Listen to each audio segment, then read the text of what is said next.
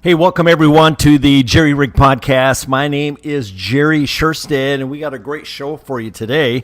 So glad that you could pop in and hang out with us. I know everybody's busy today working or, out there hunting for a job, trying to get things going.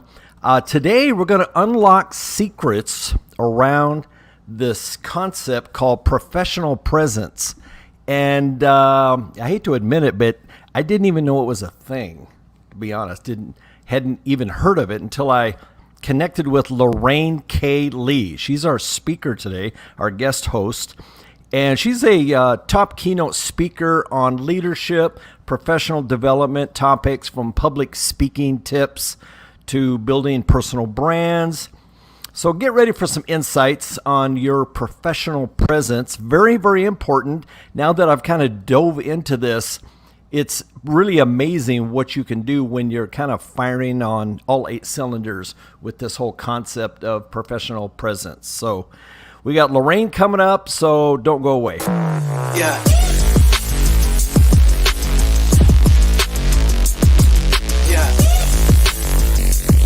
This is the Jerry Rigged Podcast, your no-nonsense knowledge base for business technology, marketing, and analytics. And now your host, Jerry Sherstead.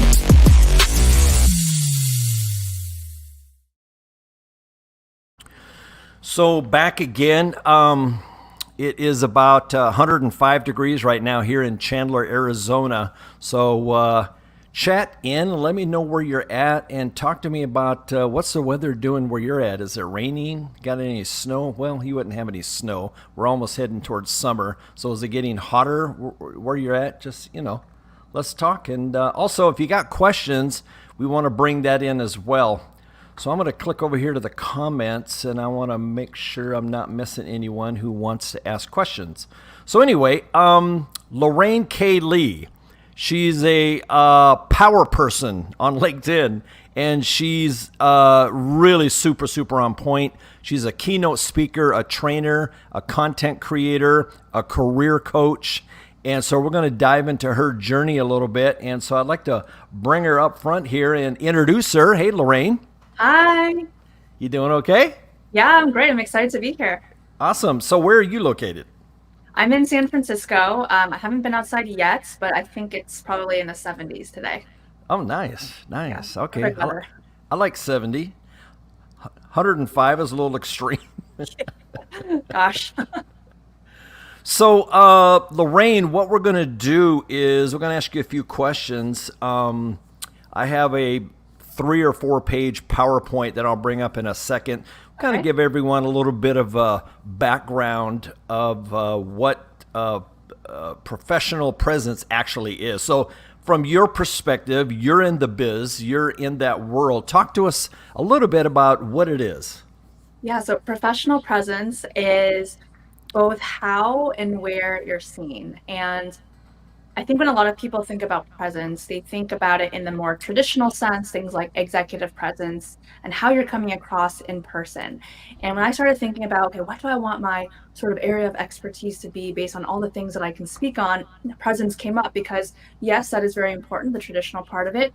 But also people would say things to me like, wow, I love your LinkedIn presence, or you have such great video presence. And I thought, oh, okay, presence actually also means where people are seeing you and the reputation and impression that you're leaving behind in those spaces where you're not face to face with someone or even like live with them, right? Seeing them on video. So that's to me what professional presence is. And I think it's so critical. You need really both pieces of the puzzle to excel in your career in this day and age. That makes sense. It used to be everything was face to face or on the telephone, right? Mm-hmm. And so now everyone has to be kind of a Walter Cronkite. Okay, I'm getting old now. Anderson Cooper or Tom Brokaw. You have to have that on camera thing kind of going. Yeah, it's important. Yeah, that's cool.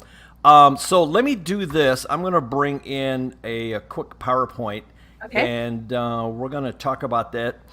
For those of you who are haven't been around my show, my name is Jerry Sherstead. I'm a business and marketing consultant with 28 years in entrepreneurship, technology, marketing, and business consulting. And I'm kind of ADD, so I like kind of dabbling in all those little areas, even though my marketing brain tells me I should really focus on one. But I like to have fun. More fun that way, yeah. Exactly. So I work at SumoLab, and I'm, like I said, a consultant. And I just released a book that I'm proud of. It's called How to Podcast. It's available on Amazon if you want to check it out. How to Podcast, advice from a veteran radio producer. I was in radio for about 12 years as a producer. I was also had my own on-air show where we played R&B music.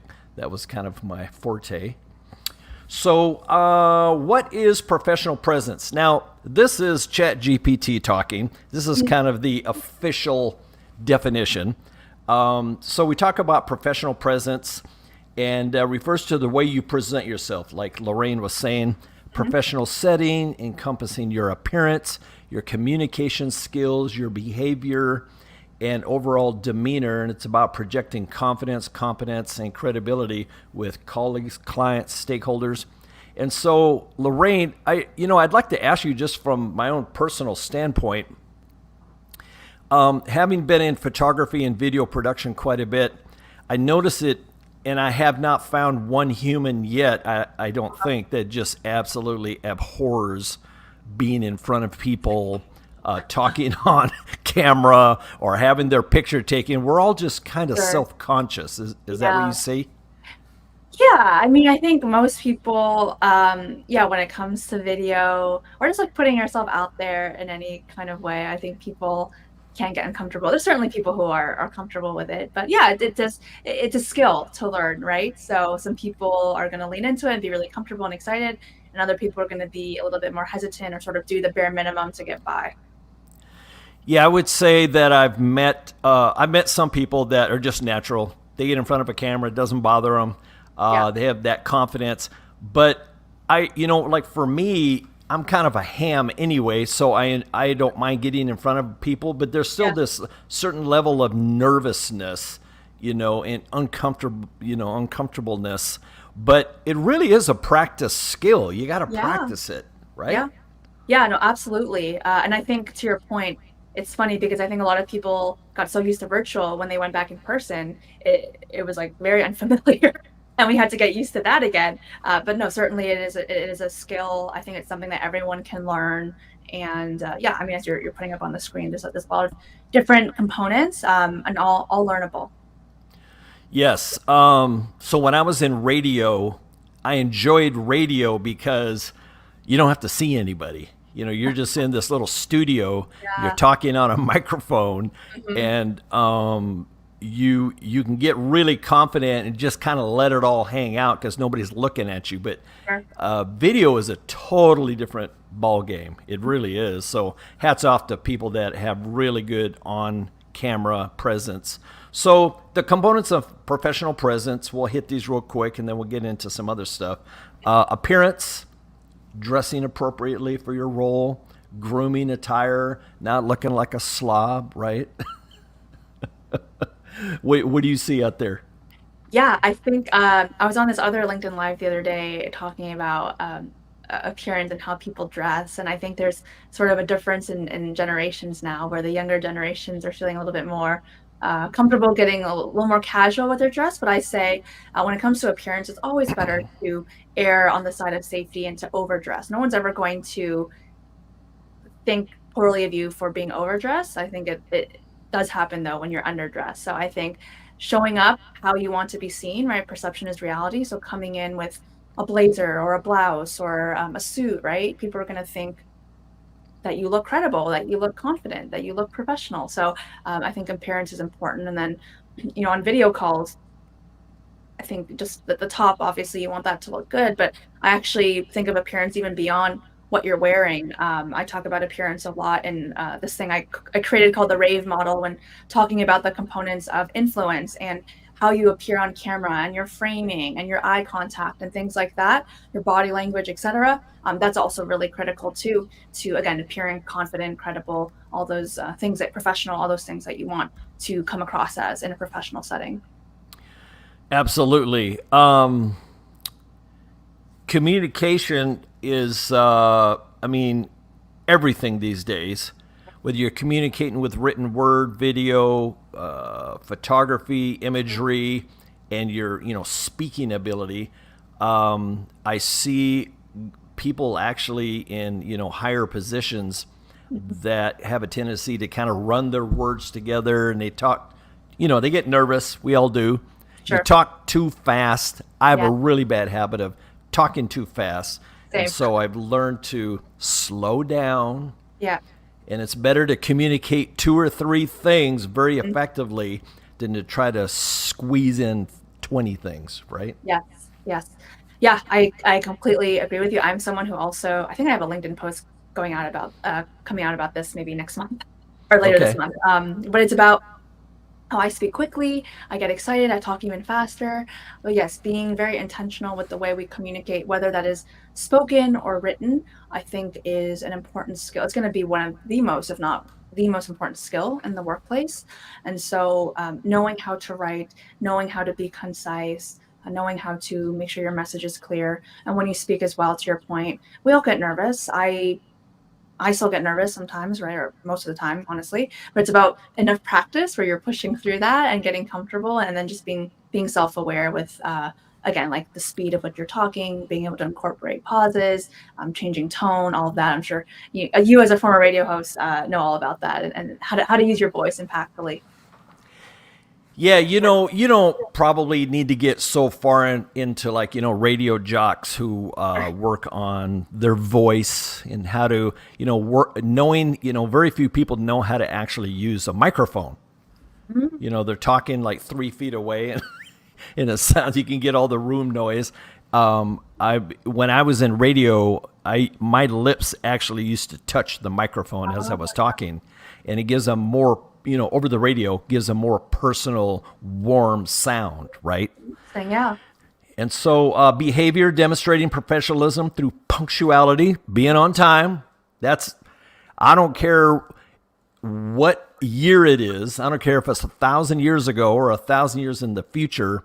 I Yes. think being punctual is always going to be a thing. Yeah, you're speaking my language. Yeah, I'm always someone who likes to be on time when I do webinars and things like that. I always appreciate when people show up early too.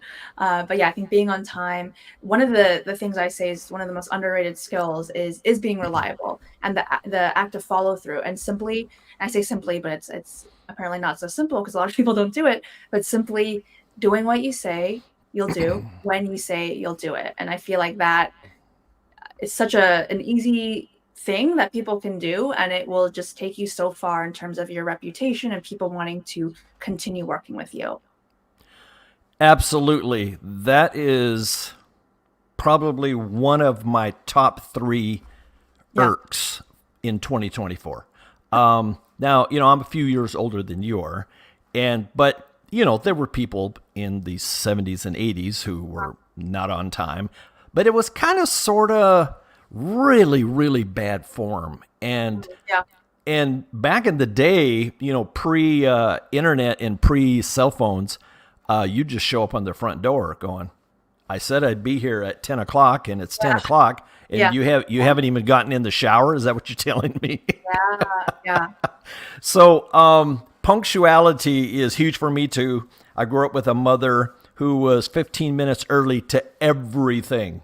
I mean, everything. If we would invite her over for dinner, her and my stepdad were sitting out front on the street Oh, a half an hour before dinner, and I'd always walk out. Hey, Mom, you guys can come in. No big deal. I know you're going to be early anyway. Yeah. So punctuality, reliability. How about recruiters these days that they have a reputation, some of them, for ghosting people, and candidates honestly have a reputation for ghosting recruiters. So how about that just simple courtesy of, hey, this is not for me, but thanks for your hard work. Appreciate your effort.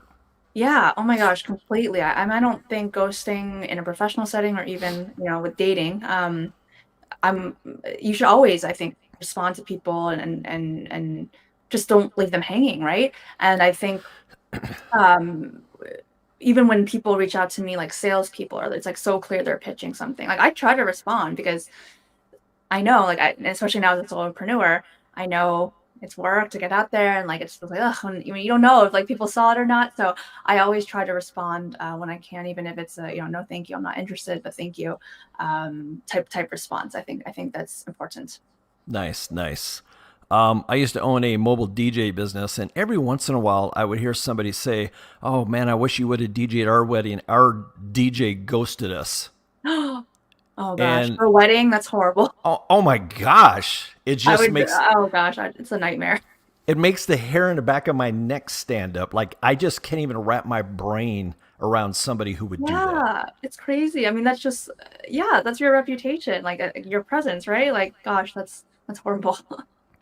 So, number four, demeanor, maintaining a calm, composed, positive attitude, Yeah. even in challenging situations. Talk to us a little bit about that because sometimes that's really, really hard to do. Yeah, that's certainly an important piece of presence, and something that actually people have commented on before, like especially when I was at LinkedIn. People appreciate someone who can be calm during stressful times, and I think you take a beat, you take some breaths, you meditate, whatever you need to do, and to look at the situation and not just get caught up in it. But I think, yeah, coming in calm, having a positive attitude during difficult times, I feel like people really appreciate that. Being someone who is optimistic, who's smiling, who's has a go-getter attitude. That again, that's something that can really take you far as well. And again, is a part of your reputation, of your presence.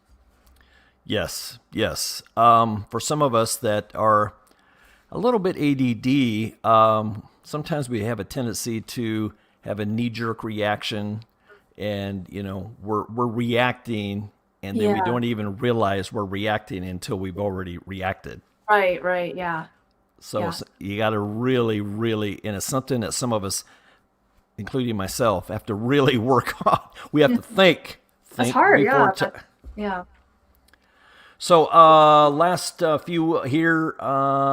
So what's the importance of professional presence? First impressions, credibility and trust, career advancement, networking. I missed a green there. Oh, see, my OCD is kicking in. The special one. Yeah, exactly. Leadership. If you're trying to be in leadership positions, being that steady hand, that professional who listens to everyone, who doesn't react, that's really important stuff. And that really, I've been seeing a lot of TikTok videos and some YouTube videos with these psychiatrists. And one of the things that they talk about is not talking too much. Those that don't talk too much and just say the right thing at the right time, Yeah. there's this perception of credibility and solid, being solid. Yeah. I don't even know what words to use. Go ahead.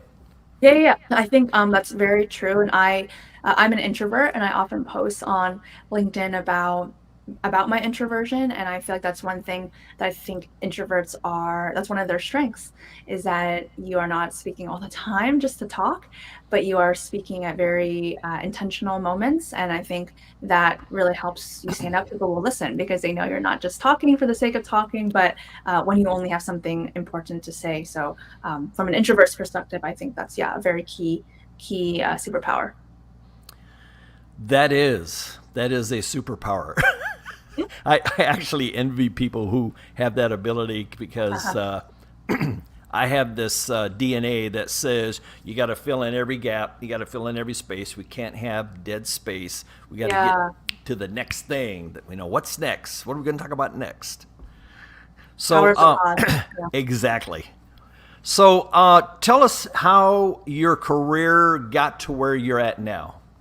Yeah, so I spent the first 10 years of my career in tech, leading editorial teams, and I was the founding editor at multiple tech companies. I was at LinkedIn as a founding editor for 6 years. Most recently, I was at a company called Prezi as a founding editor.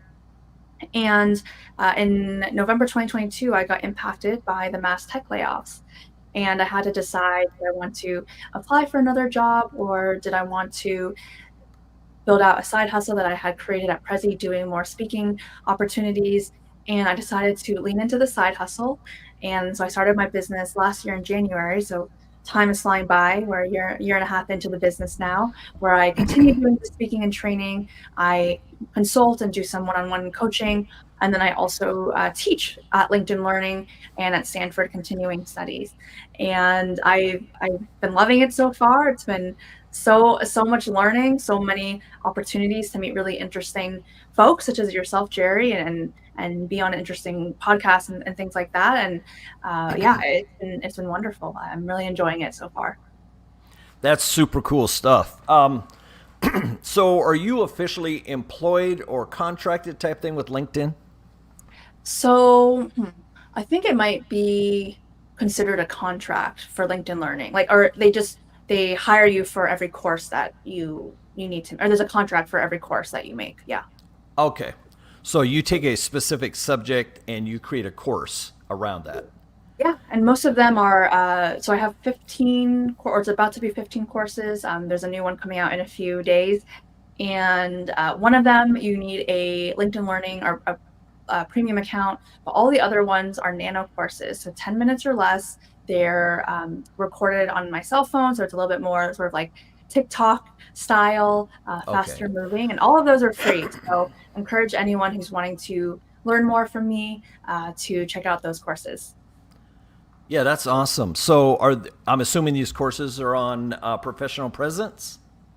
A lot of categories that fall under the umbrella. So a lot of different, career leadership management topics. But I feel like, again, that's sort of why I chose professional presence, because it is broad enough, how and where others see you. And of course, all those topics kind of address both those things. Okay, that's cool. That's great. So you used to work at Prezi. Yes. That's cool. Yeah. So it sounds like your side hustle turned into your main hustle. Yes, and expanded as well. Yep. Okay, exactly. Good. Yeah. So are you doing your side hustle now full time? Yeah. So started the business officially last January, and yeah, it's been just the business. No corporate, no full-time job at a corporation. That's a nice feeling, isn't it? It is. Yeah. I didn't know if I would like it. I mean, I've been in corporate again my whole career, over 10 years, but I am really enjoying this, and obviously it has its own challenges and Absolutely things that aren't always sunshine and roses, but it's overall I'm really enjoying it. Starting to see more momentum now that I'm a year and a half in, and just experimenting with new and exciting projects. Well, good for you. I am a big proponent of entrepreneurship. I used to be a serial entrepreneur, so I've owned quite a few companies, and crashed and burned about half of them, and had some successes. So a lot of the folks on, I've held some LinkedIn Lives about, job hunting, and I always kind of approached it from my marketing kind of perspective. And one of the things that I always tell folks is go out and fire up an LLC. Just go start one. In Arizona, to file all your paperwork, it's like $50. It's not very expensive. Yeah. And so create an LLC, create a logo, create a little one-page website, create a LinkedIn company page. And now you have so much flexibility, because you can go out and hustle up some clients. You can show yourself as an employee of your LLC, which is what you're technically supposed to do anyway. Right. And because you own the company, you can give yourself any job title you want, right? Yeah, that's true. Yeah, I remember when I was like, I guess I'm a CEO now. Exactly. I mean, you can call yourself the CEO, but if you're out there just trying to get a W-2 job, you can call yourself a Salesforce administrator. Yeah. Obviously you don't want to call yourself a brain surgeon if you know nothing about brain surgery. Sure, yeah. But anyway, it gives you a lot of flexibility. Yeah. Great points. So talk to me a little bit about Rise Learning Solutions. Now, this is your company, correct? Yes, this is my company. Okay. All right. So tell us about what Rise Learning Solutions is really jumping into. Yeah, well, it's all those it's essentially a holding company for all the things I mentioned earlier. But Rise, I came up with that name. It stands for, or it's because I want people who work with me to feel or to be able to become more recognized, influential, successful, and empowered. So that's where I came up with that acronym. Nice. And yeah, again, it's like it's all the things I mentioned before. So the speaking and training, the consulting, some one-on-one coaching, and then the teaching, and then anything else that I come up with. So I do some brand deals, for example. I'm experimenting next month with launching a webinar for the first time directly to my audience, which I've never done before because I've only gone into companies. So if anyone in the audience is interested in that, I encourage you to sign up for my newsletter to get an update on when that's coming out. It's going to be all about building a LinkedIn presence. Yeah, but it's a lot of different things that I do, and some are going to work out, some aren't. But so far, I'm really enjoying everything that I've been focusing on. Nice. Nice. Yeah, I think a lot of folks who are very analytical thinkers, which makes them really good a lot of times in the technology space, but it's like their brain won't let them go outside this box, right?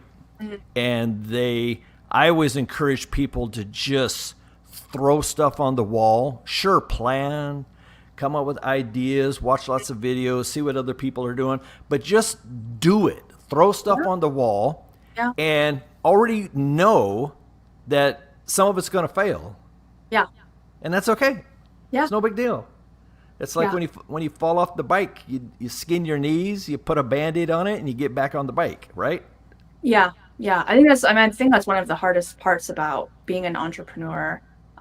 Just that ability to just to do and just act. I know a lot of people who are thinking about doing it, but that's like often what holds them back is they just are not comfortable sort of, or they get overwhelmed with all the different options that you can do. But I mean, to your point, I think to be a great entrepreneur, you just have to just start, just to do something, get, Yes. get data, analyze what's working, what's not working, and then keep iterating or move on to something else. But it's about taking that action. Or if you're in technology, taking an agile approach to starting Yes. your own business, Yeah. right? Because agile is kind of like get it rolling. Yep. We're gonna screw up. We'll fix it every week. Yeah. We'll go back and we'll do our retro and we'll check Exactly. everything out. And you got to Yeah. just do that. Some people feel like everything has to be perfect. Everything has to be Exactly. laid Yeah. out, laid Yeah. out. Their website, all that stuff has to be done before they can start. And I say, just do it. Just do Hmm. it. Yeah. And so, with your own business and rolling that out, what have you found as far as barriers? Mm, I think probably.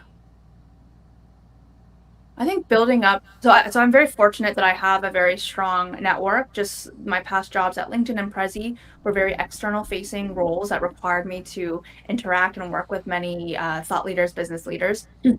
So I have a very strong network, and also I'm just someone who likes meeting people and will just not be afraid to reach out to a stranger on LinkedIn to say hi and to try to meet. I think one of the challenges with a new business is just getting a consistent client roster base. I mean, I think I've really, last year was, or not last year, last month was my biggest month for speaking, which was super exciting. And I feel like there's more momentum now. But yeah, sometimes you have to let people, like, they might know who you are, but they don't necessarily know about all the different parts of your business.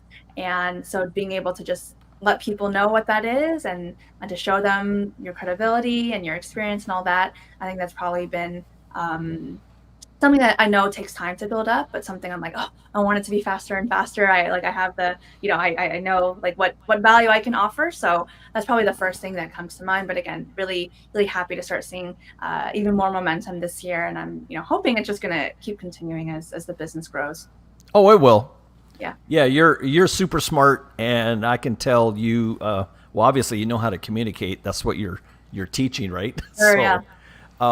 So how does that comport with being introverted? Explain that to me because I'm just not understanding. Like, I mean, you seem pretty extroverted to me, Uh, but yeah, that's what people say. I think introversion is a lot about energy management. So I will come on to your show and I can talk and answer your questions, and then afterwards I'll be like okay, no more meetings right now. Let me just sit in silence and just do my solo work. So Oh, it's okay. not that I, feel uncomfortable talking to groups or meeting people. It's just all about energy management and just knowing, like I mentioned, I had another talk, a fireside chat before this.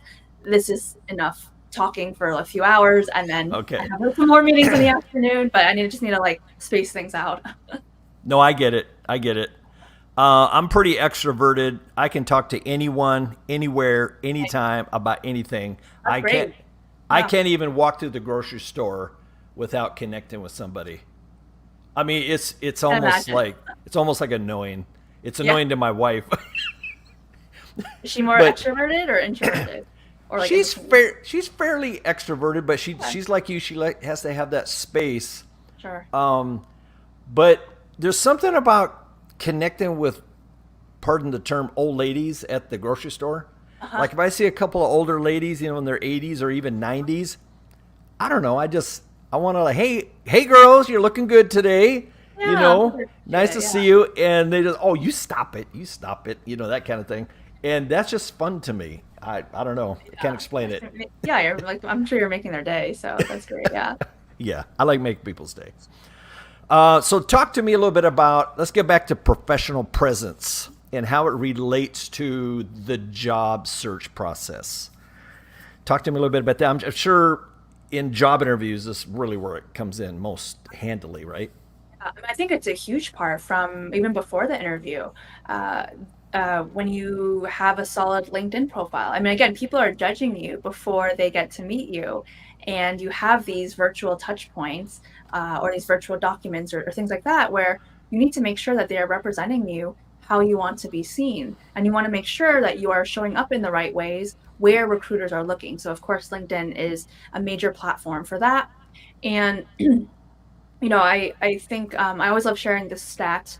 The Rain Group, it's for salespeople, but I think still applies to people not in sales. 82% of buyers will look up a seller on LinkedIn before replying to prospecting efforts.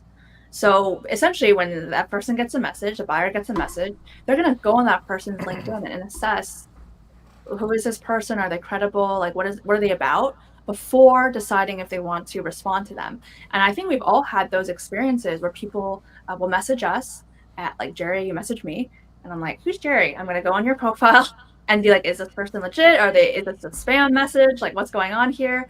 And so recruiters are doing that as well, right? And they're going to go to Yes. your LinkedIn first and be like, does this person look put together, or are they missing a profile photo and their experience is empty? This person, that's how they're going to see you. Just someone who's not put together, someone who doesn't think about how they're coming across, right? So I think from that point to like the resume and how you word things and show your impact and structure things, to the video interview, to the follow-up email, right? All of those touch points are impacted by your presence, and your presence plays a part in how you are being perceived. That is 150%. I mean, so, there's the folks on LinkedIn who I call it rage posting. Well, rage is a little different category. I Yeah. don't know, stressed out posting. I've been looking for a job for 5 months. I've pumped out 1,000 resumes, and I'm just not getting anywhere. I'm not even getting a call. I can tell you that so far to date, 100% of those types of posts, I go to their profile and go, yeah, you still have the original header that Uh, LinkedIn gives you when you start yeah. your account. Yeah. Like, Yeah. I don't know. It seems so obvious to me. I have to Mhm. be more empathetic and understanding that not all people get that. But it's like, look, I'm just going to give you one piece of advice. Do your research, connect with somebody, Mhm. completely revamp and optimize your profile, and your life will change. Yeah, yeah. I actually have this LinkedIn guide. It's 40 pages of just LinkedIn goodness of how to sort of build your presence. But I offer the first part free, and it's all about the profile. So if anyone wants to grab that, lorrainekaylee.com/LinkedIn-guide. and it will give you all the things you need to do to optimize your profile to make sure you are being seen in a positive light, and again, representing yourself in the way that you want to be represented. Here, I'm going to post that. Yeah. Lorraine. LorraineKlee.com/LinkedIn-guide. LorraineKlee. Com. Dot what? Com? .com. Mm-hmm. Slash. LinkedIn-guide. LinkedIn-guide. All right. Tell me if I. Perfect. Yep. Did I get that right? Perfect. Okay. Cool. That's awesome. Yeah, they should look at that. In my own experience, so 6-7 months ago, even though I'm at SumoLab, I wanted to see what was out there, and I wanted to go through this interview process because I just wanted to get better at interviewing. Yeah, that's great. So I've had about 65, 70 interviews in the past 4 or 5 months. Oh wow. Yeah, like I tracked them all. And when I say 70 interviews, I'm talking about first, second, third interview in the same job kind of thing. I'm sure. But just setting aside the time, prepping for an interview, going through the interview, walking away thinking, okay, I completely bombed that, or walking away going, man, I killed that one. Like I'll be surprised if they don't call me back for a third interview or a fourth interview, right? But what I learned, I went through my LinkedIn profile, because originally I was submitting resumes to job postings. Once I got my LinkedIn profile all keyword stuffed, and I have projects in there, events, just tons of stuff. Yeah. I was getting between 5 and 10 recruiters every single day contacting me. Wow. That's amazing. To the point of annoyance. Yeah. I'm like, oh my God, dude, stop calling me. Yeah. So when people say they can't get nobody to contact them, recruiters never contact them, I'm like, it's 100% your LinkedIn profile. That's the problem. Yeah. So, yeah, you get that thing going, and you'll have them coming out of the ears. Yeah. So cool. So then, interview process, professional presence. What do you got to do? So I think what I mentioned earlier about having a strong video presence, because I imagine, Gary, most of your first round interviews were on video. Yeah, so most recruiters now prefer video interviews. And so making sure that you have strong video presence, making sure that your framing is great, that you know how to make eye contact, that you have the right lighting, that you have a curated background. And again, it only needs to be, whatever the 6 feet of space behind you. Rest of your house can be as messy as you want it to be. Right. But yeah, making sure that you have all of that set up and just really optimize, and that you're doing things like using your hands on camera to better engage the other person. These are all really important things. It's not just about how well can you answer the question, but again, how are you showing up? If you were to go in person for an interview, you would shake their hand, you would be dressed professionally. So virtually, you also want to make sure you're showing up well too. Your video's back now, I think. Your video had locked. Yeah, yours too. And then it's frozen again, but I think I don't know why. I'm on Ethernet, so I don't know. Oh, interesting. Yeah, so am I. Could be StreamYard, because I actually had a similar StreamYard issue with another LinkedIn Live at some point. So. Oh, really? Yeah. Interesting. Hopefully it'll come back. Yeah. All right. I'll just let it roll here. Yeah. Cool. That's actually really, really good advice.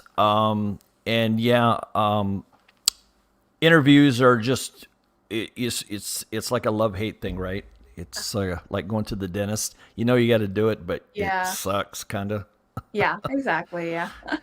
But it's a skill, as you have kind of touched on, right? You had all those interviews because you wanted to practice the skill. So it is a skill, learnable. Yes, absolutely. Okay, we're going to head down the home stretch here. And let's see. So let's talk about what are kind of your top 3 tips. First of all, everyone has a way to get to your website. So LorraineKlee.com. Yep. And you can get lots of information about professional presence. Yeah. One of the things that my recruiters have always said, after every interview, oh, they said, man, you interview really well. And, still didn't get the job, but you interview really well. And, between radio and public speaking and just lots of different stuff, Sure. you just kind of learn, how to naturally pick that up. But if you just keep doing interviews, knowing you're going to bomb, just interview. Pretty soon, you start looking forward to them because you know that you're confident and you're prepared and you're ready to go, right? Yeah. Practice does make perfect. But also don't worry about being perfect. I know I say practice makes perfect, but think of these as conversations. Yes. You are just trying to get to know someone, and as much as they are assessing you, you also need to assess them and make sure it's the right fit for you. Absolutely. I like the interviewers that are professional and good because they'll tell you that, hey, Jerry, how's it going? Hey, we're just going to chit chat. No big deal. Yeah. Comfortable. Yeah. I'm not going to grill you. And it's funny how many technical interviews I've had, like a ton, and they literally did not ask one technical question, which is like, all right, sure, cool. Yeah. They ask big picture questions, not like, hey, so if you were to create a new user in Salesforce, take me through the steps in the windows that you would open up. It's like, I have no idea. When I'm using the software, I can do it, but I can't explain it to you. Yeah. Come on. Yeah, I've only had a couple of folks ask me that, and I literally said, yeah, I have no idea. It's better to be honest than just make something up. That's not quite right. Yeah. Exactly. So what are your top tips? What is Lorraine's top tips for professional presence, just kind of top to bottom, whether you're in an interview, you're speaking, whatever the case may be? Yeah. So the first one, virtual presence, and more specifically video presence. So we just talked about that. Be intentional about it. I think a lot of people just neglect it for whatever reason. And maybe it feels more casual, you're at home, right? But being intentional about your video presence is really key. LinkedIn presence, right? Of course, I have to give a shout out to LinkedIn, my former employers. LinkedIn is so important in this day and age, and it's really been rewarding that, or just great to see that a lot more companies have been reaching out to me this year to talk about how to build a LinkedIn presence. So I always say the companies that support their support their employees in learning how to build a LinkedIn presence are the most forward-thinking ones and really understand the value in having employee advocates and just employees who are out there who get invited to do podcasts and things like that, which is just free advertising for the company. And then the third thing I would say is maybe, more of a mindset piece, and that's just understanding and being intentional about your career. Understanding that you're the CEO of your own career. If you're in corporate and you have the best manager in the world, and I've had so many of the best managers, you ultimately are going to be the person who's the best suited to advocate for yourself because you care the most about yourself, just like your managers and your peers all care the most about themselves. So just don't leave it to chance for anyone else. And so presence, and of course the way you come across when asking for feedback, when presenting, when collaborating, like all those things that fall under presence is really what helps you again be seen in the best light, and then also help you have a case for yourself when it comes time to advocating. Absolutely. I can say that if you're out there really beating the pavement and job hunting, having a LinkedIn presence will change your life. Mm-hmm. It really will, because you'll get to the point where you don't have to submit resumes. The recruiters will consistently come after you. Mm-hmm. And, sure, if there's a specific company that you want to work for or a specific hiring manager that you know of that you want to work with, you got to go out and attack that like a pit bull. Yeah. And network. I feel like networking is a big piece of that as well. And just making sure, if there's a company you really love, asking someone like a personalized message, like, can you meet for 10, 15 minutes? Would love to just ask you a few questions. That can go a long way too. And then ideally that person can refer you. And of course, referrals are the best ways to get in front of the recruiters and to get a job. Yes. And I would say one of the things that I learned was this concept of being intentional about the companies that you're applying for, as opposed to just sitting there on LinkedIn Jobs and just going, oh, that title fits me, apply. In my personal opinion, you're virtually wasting your time. Yeah, I would agree with that. After my layoff, I actually created a LinkedIn learning course called Navigating Life After a Layoff. And I have a chapter talking about that and essentially warning people to avoid job application burnout, because you do want to be intentional. If you are just mass applying, I mean, it's not a good use of your time. It's not personalized, right? Like really sort of like applying to like colleges, apply for the ones that you really want and put your time into that and make sure that you are, again, meeting people from that company, networking, reaching out to the hiring manager, etc. You want your efforts to be focused. Absolutely. Yes. And otherwise you're going to end up being that person that's rage posting, I put out 1,000 resumes and I can't get no calls back. It's like, yes, because you're just spraying and praying, and you're probably doing more praying than anything else. Yeah, right? Yeah. So any parting words you want to leave with everyone? Oh gosh, I think I hope that people after this session today are excited to tackle their professional presence. As we have talked about, there's so many different elements that go into it. All are very important, all sort of holistically and together make up your presence and how, again, your reputation, how people see you. So I'm excited for you all to get started. And I hope that anyone in the audience, feel free to connect with me on LinkedIn. Would love to stay in touch there. And as Jerry shared, I have a lot of free web resources on my website. So if you go to lorrainecayley.com/free-resources, you can check those out there. And then if you're interested in watching my LinkedIn learning courses, lorrainecayley.com/LinkedIn learning. And then my newsletter as well. Free newsletter, weekly bite-sized tips to supercharge your career in 3 minutes or less. So I'm hoping I'll see you there as well. Check you out. You just turned into a little marketing self-promoting machine. That's what you got to. That's what you got to do. You got to do it. I thought that was cool. The prompt. Yeah. Well, thank you, Lorraine, so much. Don't go anywhere after the show. We'll chit chat for a minute. Sure. And then, folks, I just want to thank you for coming spending some time with us on the Jerry Rig podcast, where we're talking about business, marketing, and whether you're marketing your business or marketing yourself, it's all marketing, selling yourself, and how cool you are. You want to be able to take that to a new job or start a new business. Doesn't matter, because at the end of the day, you're going to make your life more fulfilling and have more fun and make a few extra bucks. Who knows? You can maybe go out for pizza once in a while. That'd be kind of nice, right? Mm-hmm. So anyway, thanks a lot, everybody, for joining us. Until next time, just connect with me as well on LinkedIn if you would like to. You can, I'm working on my website right now. It's at SumoLab.co. It's not complete yet. It's almost there, but it's looking pretty good. I used a lot of AI as well as created some cartoons and some, cool. Anyway, give me some comments. If you think it looks goofy, I want to know, because, I like honest feedback. So thanks a lot, you guys. Take care and enjoy your day and stay out of trouble, okay?